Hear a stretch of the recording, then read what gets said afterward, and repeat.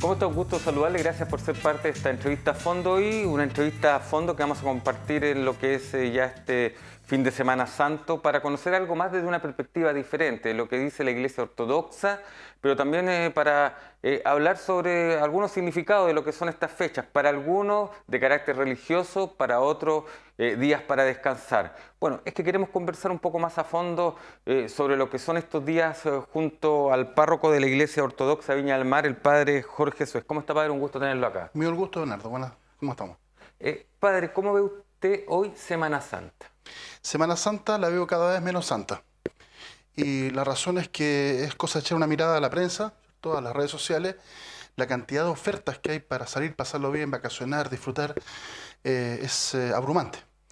Nosotros llamamos Semana Santa porque es el periodo del año en que uno trata de luchar por estar cada vez más cerca de la reflexión, la contrición, acompañar a Jesús en su camino, ¿cierto?, hacia la cruz y la resurrección, y definitivamente el ambiente no es el propicio. Así que estamos tratando de hacer un llamado, ¿cierto?, a que la gente pueda vincularse un poco más, ¿cierto?, acercarse más a las iglesias, ¿cierto? En general, todas las iglesias cristianas, obviamente, ¿cierto? Y tratar de buscar ese espacio, ¿cierto? Son 2 o 3 días al año en que la iglesia nos llama a participar, ¿cierto?, a abstraernos del mundo, a ayunar, ¿cierto?, a participar de los ritos y caminar con Jesús en un espacio, repito, reflexivo, ¿cierto?, de contrición, pero principalmente para buscar este gozo espiritual de la resurrección. Yo recuerdo, padre, cuando era chico, ya hace bastantes años, uno en Semana Santa, el día viernes, ¿no es cierto?, prácticamente los canales de televisión transmitían película o música, las radios también, no se podía comer carne. Exacto. Pero esto como que fue cambiando, sobre todo el día viernes, como que se hizo moda no comer carne y hoy día como que no tiene ese sentido. ¿Por qué nace esto de la tradición de no ingerir carne, ¿no es cierto?, en este caso carne de vacuno, carnes rojas en Semana Santa? ¿Y por qué cree que se ha ido perdiendo?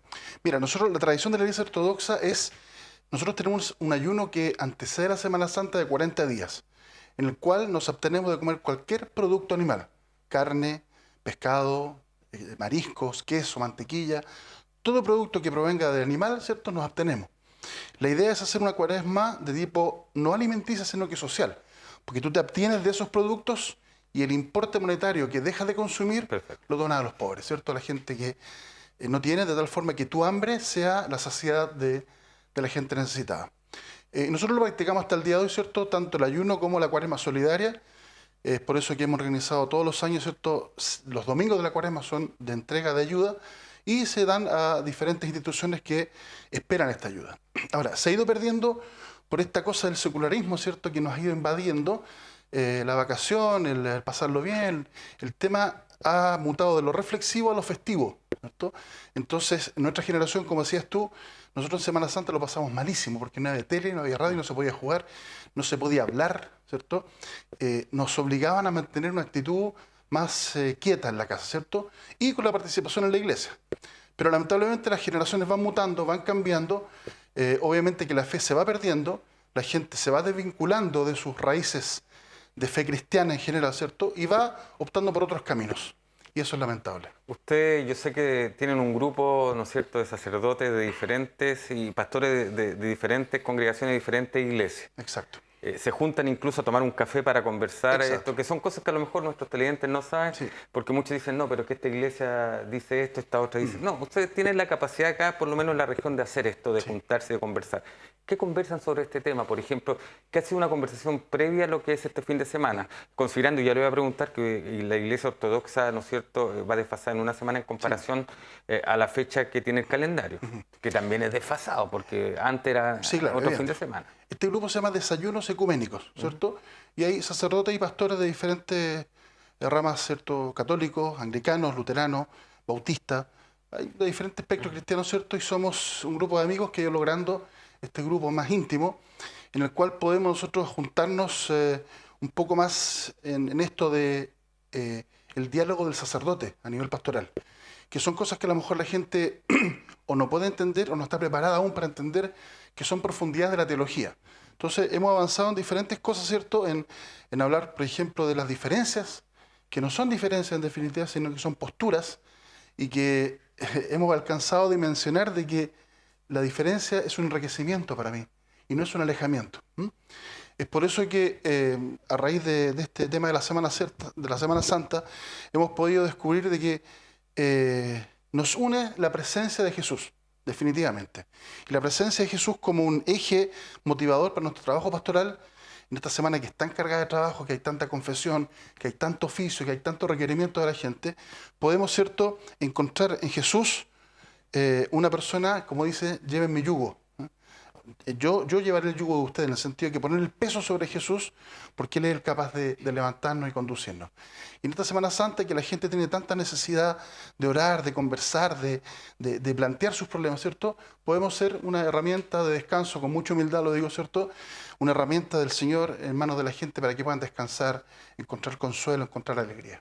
Hablemos de la Iglesia Ortodoxa. Hablemos. ¿Por qué va desfasado en comparación a esta celebración? Y reitero, yo recuerdo que antes era a fines de marzo, Exacto. De repente la primera fin de semana de abril, entonces eso también como que ha ido cambiando y quizás se ha ido posicionando con esta fecha competitiva. Sí, el cálculo de la Pascua, ¿cierto?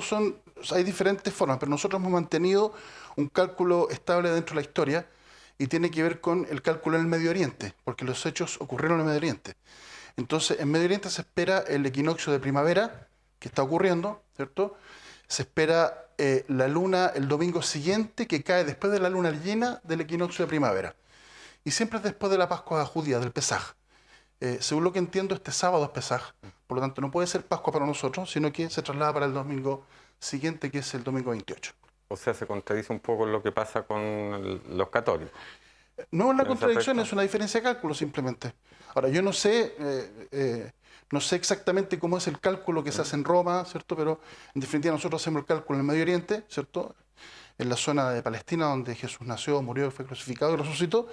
Y de ahí, ¿cierto?, salen las tablas de cálculo de la Pascua. ¿Y cómo es la celebración de Semana Santa en la Iglesia Ortodoxa? Bueno, nosotros partimos siempre con el Domingo de Ramos, que es la fiesta de los niños, con una misa muy solemne, bendición de Ramos, y hacemos una procesión con los niños. Y después entramos el mismo lunes en la noche, martes y miércoles con oficios de oración y de lectura. El miércoles en la noche hacemos el oficio de bendición del Santo Óleo, que es un aceite que se bendice especialmente para los enfermos. El jueves tenemos la crucifixión en la noche. El día viernes en la noche celebramos el funeral de Cristo, ¿cierto?, que queda hasta la mañana del día siguiente, donde se celebran las horas reales. Y finalmente el día sábado en la noche, nosotros por costumbre lo hacemos a las 8 de la noche, la celebración de la Gran Pascua de Jesucristo, la resurrección. Ahora, esto tiene que ver quizá esta pérdida un poco de identidad, si la podemos llamar así, de credibilidad en la Semana Santa, tiene que ver con eso mismo, con que en este país hoy estamos con una falta de credibilidad en muchas instituciones, entre ellas la Iglesia Católica, los políticos, claro, y cuando uno habla, por ejemplo, de la Iglesia Católica, inmediatamente hay algunos que no ven el apellido y hablan de iglesia. Exacto, entonces se alejan en general de todo lo que tenga que ver con religión. Eso es lo que nosotros hemos percibido, que la gente, ¿cierto?, se aleja de la iglesia por casos que han sucedido. Entonces la iglesia toma un nombre general y es, digamos, cuestionada a nivel general. Pero lamentablemente, ¿cierto?, hay un gran dolor dentro de los hermanos sacerdotes católicos, pero también una gran esperanza de poder, a partir de este dolor, a partir de este daño que se ha hecho, poderlo reparar en su mayor dimensión posible y poder rescatar la nueva iglesia, la iglesia de Cristo, que es la iglesia de verdad, la iglesia de la esperanza, la iglesia de la alegría, la iglesia de la solidaridad. Y aparte de eso, yo quiero siempre nombrar de que la gente, es verdad que ha perdido la fe, no en la iglesia, yo creo que ha perdido la fe en el hombre, ¿cierto?, que está en la iglesia. Y es por eso que yo siempre hablo de la oferta, mal dicha la palabra, pero existen muchas otras posibilidades, ¿cierto? Si alguna persona no se siente cómoda en una comunidad, busque una comunidad, pero no pierda la fe. Ese es el tema. Estamos en un fenómeno a nivel mundial de que se está perdiendo la fe, ¿cierto? Por diferentes razones que tú nombraste, ¿cierto? Las iglesias en Europa se están perdiendo, ¿cierto? Acabamos de ver esta semana, ¿cierto?, Notre Dame, Sí, pues. se incendió completamente. Y eso no es un fenómeno aislado, ¿cierto? Días anteriores hubo 5 ataques a iglesias, ataques vergonzosos, no solamente de atacar y de incendiar, sino que también hay una imagen dramática, ¿cierto?, que un Cristo crucificado le pusieron el brazo derecho en gesto obsceno. Y eso es muy feo, ¿cierto? Porque significa que ya no tenemos límite, ya no tenemos sustento moral, ya no tenemos límites morales para esto. Antiguamente la gente rechazaba, ¿cierto? Pero quedaba en su rechazo y en su actitud de rechazo.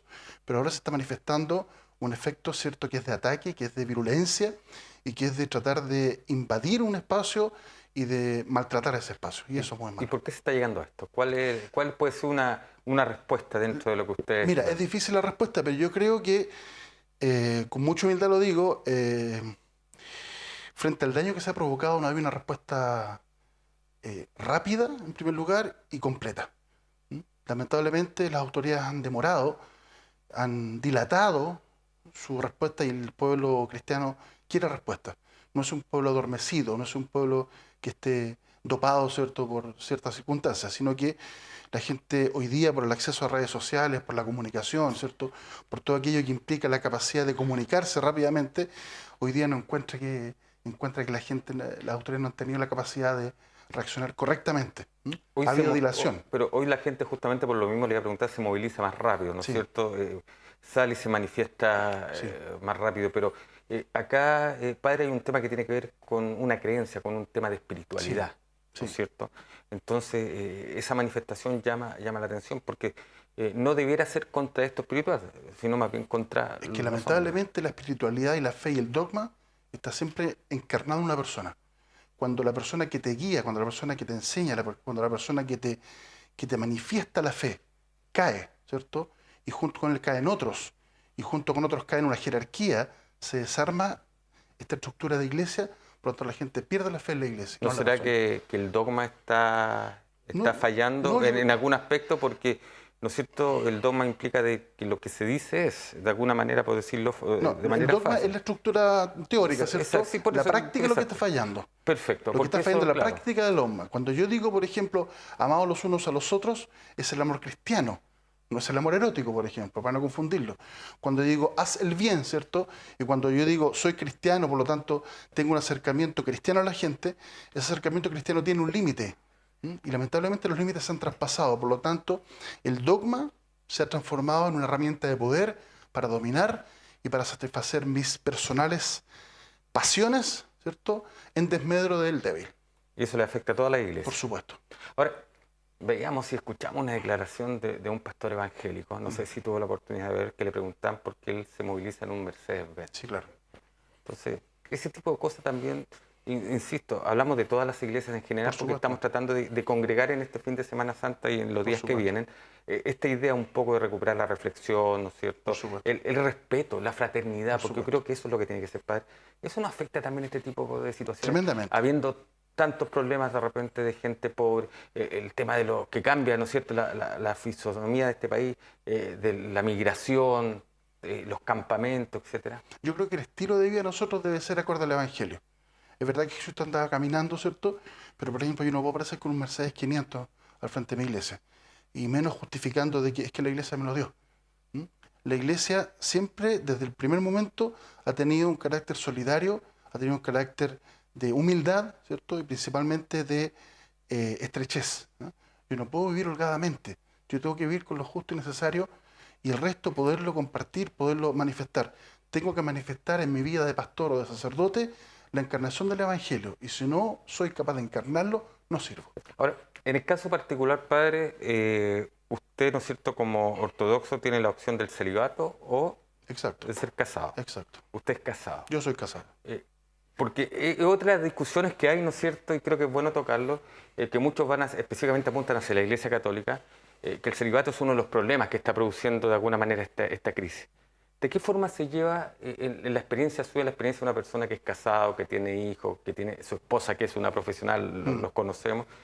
¿Se puede llevar este tema de santidad? Porque ahí es donde está el asunto. La santidad, que creo que ha sido uno de los grandes problemas para los sacerdotes católicos, que con todo este tipo de situaciones que hemos ido conociendo, de pedofilia y otras cosas más, la santidad, ¿no es cierto?, se acabó para muchos y se generaliza. ¿Cómo se puede llevar esto? Nosotros comprendemos la santidad en la Iglesia Ortodoxa dentro de un marco grupal siempre. Es decir, no existe el santo que es solito santo en alguna parte alejado. Y en nuestra iglesia se vive la santidad en una familia, y esa familia puede ser mi señora con mis hijos, ¿cierto? O puede ser en otro tipo de familia que es un monasterio. No existe otro tipo de práctica de santidad. Los monjes son comunidades cristianas, familias cristianas que practican la santidad y luchan, igual que yo con mi Señor y mis hijos, luchamos por caminar cada vez más cerca del Señor. Ahora, en una familia, ¿cierto?, es mucho más difícil. Siempre el tema grupal es difícil porque hay diferentes caracteres, pero en la familia se da el tema de que la familia de un sacerdote o la familia de un cristiano verdadero está encaminada, ¿cierto?, y está iluminada por la presencia del Señor. Entonces, diariamente nosotros luchamos por ser mejores, ¿cierto?, por hablar mejor, comportarnos mejor, ¿cierto?, participar de la vida de Cristo en la presencia del Señor en nuestra casa. ¿Y cómo se logra eso? Eso se logra exactamente haciendo que el Evangelio sea de verdad y no sea un libro que está puesto en una biblioteca.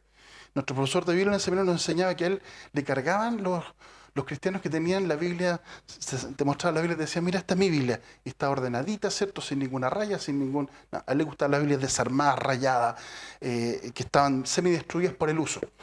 Eso es la primera parte, es decir, la palabra del Señor hay que leerla, ¿cierto? Pero también hay que encarnarla, en el sentido de que tú vas leyendo, ¿cierto?, la vida de Jesús y vas caminando con Jesús en su entrega a la gente, en la sanación, en la solidaridad con el enfermo, en la solidaridad con el hambriento, en la solidaridad con la gente, ¿cierto?, que se acerca a ver.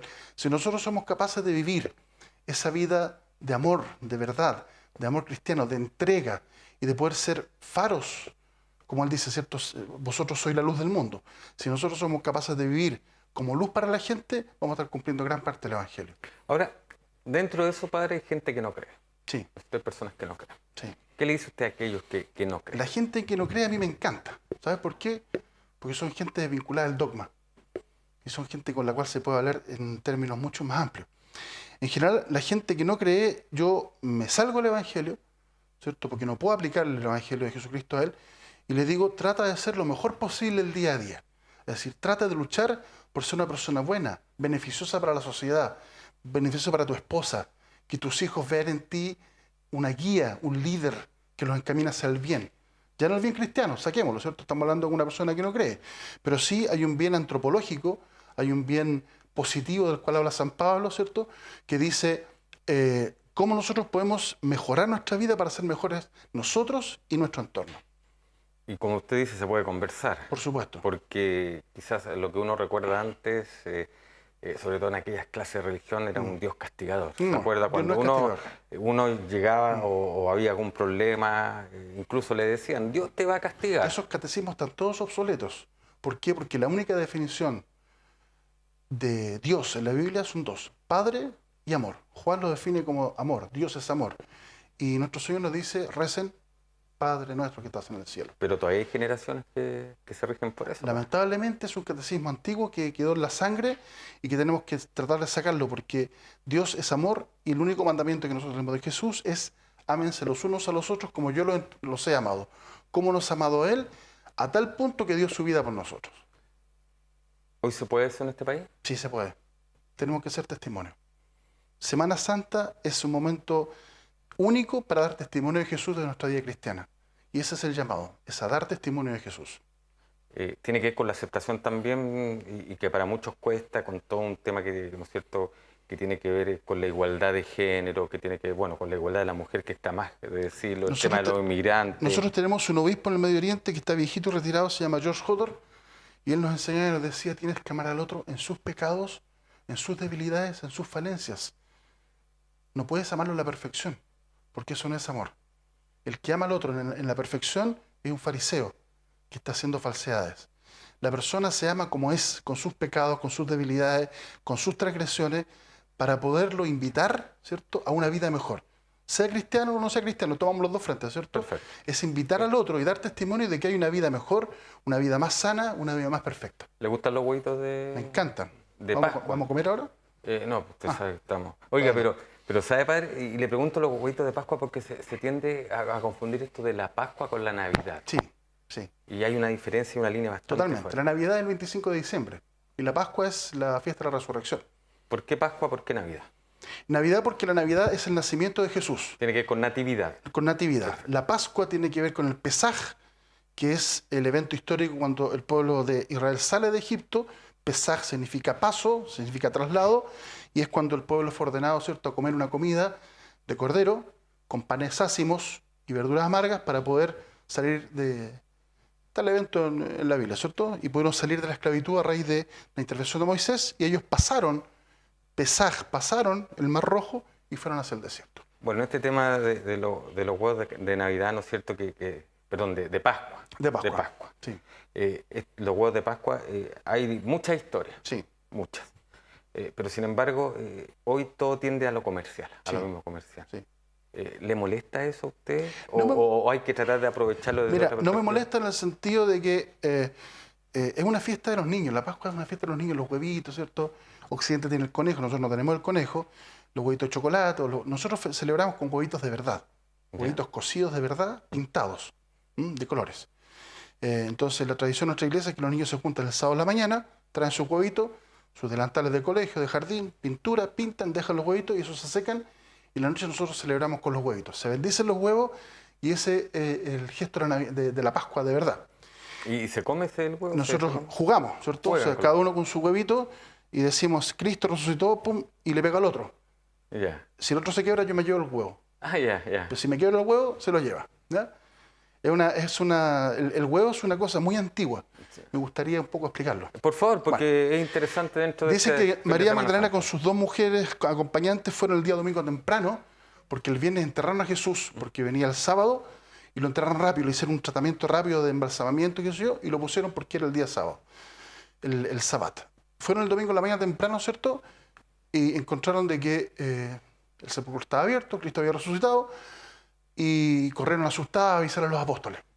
Dice la tradición, esto es una tradición de la iglesia, muy antigua, que María llevaba un canasto de huevos cocidos, la colación del día, ¿cierto? Que iban a estar todo el día terminando el embalsamamiento, amortajar a Jesús para dejarlo definitivamente sepultado.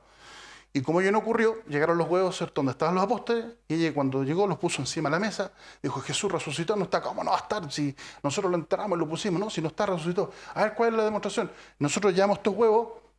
Cuando dijo eso, dice la oración que mágicamente se convirtieron en huevos de colores. ¿Para qué? Para manifestar la alegría de la resurrección de Cristo y una demostración de que había resucitado. Ahora, el huevo es el único fruto de la naturaleza que no tiene contacto con el exterior. El ser humano tiene contacto con el exterior a través del cordón umbilical. Sí. Y todos los frutos y todos los animales, ¿cierto?, tienen una unión con su madre a través de algo. Las manzanas, las frutas, las verduras. El huevo es lo único que no tiene contacto con el exterior. Entonces el huevo en sí mismo ya lleva la vida. ¿Por qué? Porque si tú empollas ese huevito 21 días, bueno, sale un pollito, que es la yema, que se alimenta de la clara. Entonces dentro del huevo hay vida y está herméticamente cerrada y sale la vida después de 21 días. El sepulcro de Cristo estaba herméticamente cerrado, después de 3 días surgió la vida y por eso es que ocupamos el huevo. Una buena explicación, ¿no es cierto, padre? Eso es lo que histórica, religiosa. Creo que es bueno siempre ir conociendo un poco más. Y ahora, ese paso, ese Pesaj, ¿cierto?, que hizo el pueblo de Israel de Egipto al desierto hacia la libertad, es el mismo paso que nosotros hacemos con Jesús de la muerte, del poder de la muerte, a través de la cruz, el sepulcro hacia la vida. Después de la resurrección de Cristo, no tenemos poder de la muerte. Exacto. Siempre es bueno encontrar el simbolismo que tiene, ¿no es cierto?, cada una de las acciones, sobre todo en el ámbito religioso, en el ámbito del pensamiento. Padre, ha sido un gusto estar con usted. Muchas gracias. Creo que hemos conocido algunas otras cosas más. Es interesante porque, como bien lo hemos dicho, este país es un país diverso, cada día, ¿no es cierto?, más diverso. Y es bueno poder conocer diferentes puntos de vista. Exacto. En un tema que congrega a todos, porque la verdad es que de alguna u otra manera los que creen, los que no creen, los que señalan que esto es así, los que, ¿no es cierto?, atacan, enjuician, estos días los esperan. La diversidad no es mala. Exacto. Lo que es malo es la intolerancia, y la entonces, falta de claro, respeto. exacto. Y en estos días se junta, Sí. algo pasa. ¿Cuál es su mensaje para todos quienes van a vivir estos días, especialmente para quienes no creen? Para los que no creen, para los que creen, en primer lugar, apéguese a su iglesia, vaya al rito, vaya a las misas, vaya a las oraciones, ¿cierto? Sea acompañado por sus hijos, empiece a enseñarle, estamos perdiendo tiempo. Estamos dejando que los niños, ¿cierto?, hagan lo que quieren. Y los niños no tienen que hacer lo que quieren, tienen que ser educados, tienen que ser guiados, ¿cierto? Ahora, si esa guía no apunta al cristianismo, sea un hombre bueno. Construye una familia buena, enseñe la tolerancia a los niños. No porque otro piense diferente hay que atacarlo y destruirlo. La diversidad, insisto, nos hace bien, porque en la variedad está la nutrición. Si yo soy capaz de nutrirme de diferentes ideas, ideologías, pensamientos, voy a ser mejor porque voy a poder construir mucho mejor mi edificio intelectual. Padre Jorge Suez, párroco de la Iglesia Ortodoxa de Viña del Mar, un gusto conversar con usted. Para mí un placer. No le deseo feliz Pascua porque para usted No importa, pronto, pero que tenga una buena semana. El deseo como está siempre en el corazón. Exacto. Y gracias por estar porque podemos decirlo, siempre comparte con nosotros el Padre Jorge Suez y siempre hay algo especial, algo que ganamos con sus conversaciones. Pese a que a lo mejor tengamos diferentes formas de pensar, de creer, como bien lo dice, somos diversos en ese aspecto, pero nos queremos y eso es lo importante. Y creo que en Semana Santa el quererse debe estar por sobre cualquier otra cosa. Exacto. Muchas gracias, Padre. No es porque, gracias a ustedes. Y a usted muchas gracias por ser parte de esta entrevista a fondo, una entrevista a fondo especial en que hemos tratado de reflejar junto al Padre Jorge Suez lo que debiera ser para algunos de manera ideal, pero para otros, ¿no es cierto?, tener y compartir en esta Semana Santa. Que esté muy bien usted y su familia.